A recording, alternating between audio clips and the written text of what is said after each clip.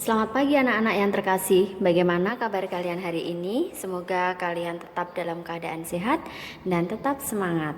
Anak-anak, di pertemuan kali ini Ibu akan membahas tentang tema 6, subtema 2, yaitu pembelajaran 4, 5, dan 6. Di pembelajaran 4, 5, dan 6 ini yang akan dibahas yang pertama yaitu tentang unsur-unsur tari kreasi. Kemarin kita sudah belajar apa yang dimaksud dengan tari kreasi. Tari kreasi merupakan perkembangan gerakan dari tari tradisional. Nah, ternyata di tari kreasi itu memiliki unsur-unsur tarian. Yang pertama yaitu tentang gerak, yang kedua yaitu iringan. Nah, gerak ini mencakup ruang, tenaga, dan waktu. Apa yang dimaksud dengan unsur ruang? Yaitu unsur di mana tempat yang digunakan oleh penari untuk melakukan sebuah gerakan. Selanjutnya yaitu unsur tenaga.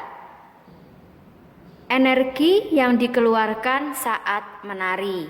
Apakah energi yang kita gunakan itu sedikit, lemah lembut, banyak, itu berarti dengan semangat, dengan penuh kekuatan. Nah, itu termasuk dalam unsur tarian gerak yang disebut dengan tenaga. Setelah ruang, tenaga, yang ketiga yaitu tentang waktu.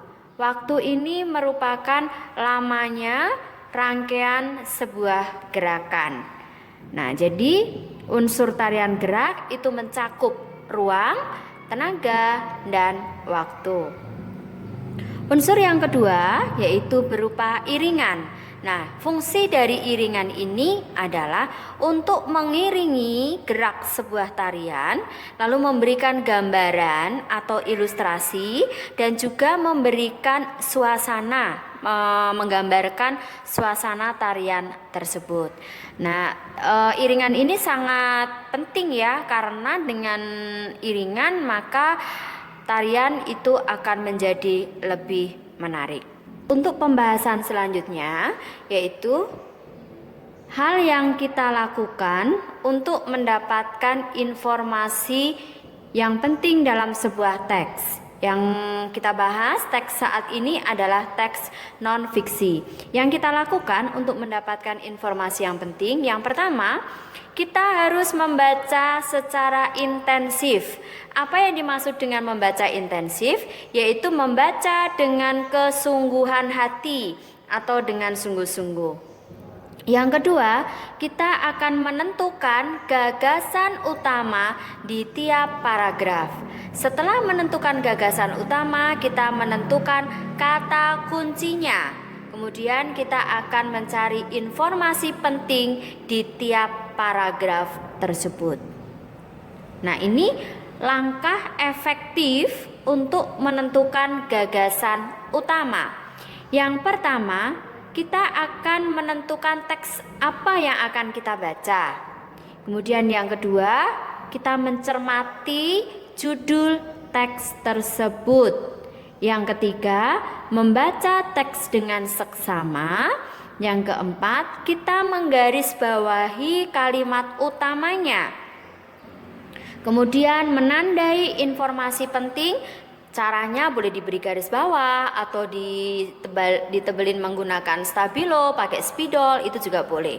Lalu mencatat informasi-informasi penting, kemudian mencatat gagasan utama. Setelah itu kita menuliskan gagasan utama tersebut menjadi sebuah rangkaian. Nah, itu adalah langkah efektif untuk menentukan gagasan utama.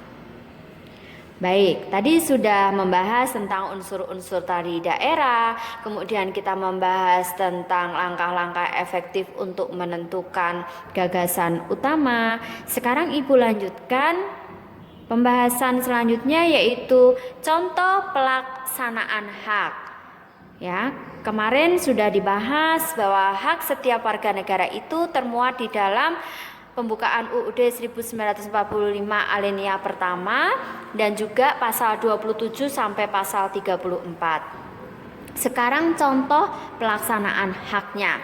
Yang pertama, itu kita memiliki hak untuk mengeluarkan pendapat sesuai dengan pasal 28. Sebagai warga negara, kita memiliki hak untuk mengeluarkan pendapat. Contohnya yaitu ikut kegiatan pemilu, pilkada, tapi ini dibatasi anak-anak, yaitu minimal usia minimal usia 17 tahun atau sudah menikah.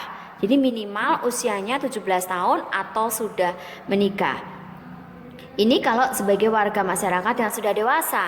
Bagaimana seperti kalian juga boleh memiliki hak untuk mengeluarkan pendapat, baik itu di lingkungan keluarga atau di lingkungan sekolah. Kemudian hak yang kedua ya hak di bidang sosial dan budaya. Kita memiliki hak untuk belajar tarian daerah atau budaya bangsa. Selain itu kita juga mendapatkan bantuan dari pemerintah jika kita mengalami bencana alam. Nah anak-anak, kalau pemenuhan hak ini tidak terpenuhi, maka tentunya pasti akan membawa dampak, dan dampaknya ini dampak negatif. Contohnya di sini yang pertama adalah terjadinya perselisihan tiap masyarakat, antar warga. Kemudian bisa terancamnya persatuan dan kesatuan bangsa serta kehidupan masyarakat menjadi tidak nyaman. Oke, anak-anak, sampai di sini pembahasan Ibu untuk pembelajaran 4, 5, dan 6. Yang perlu kalian ingat bahwa dalam melaksanakan hak itu kita harus melaksanakan dengan penuh tanggung jawab. Kemudian antara hak dan kewajiban harus dilaksanakan secara seimbang.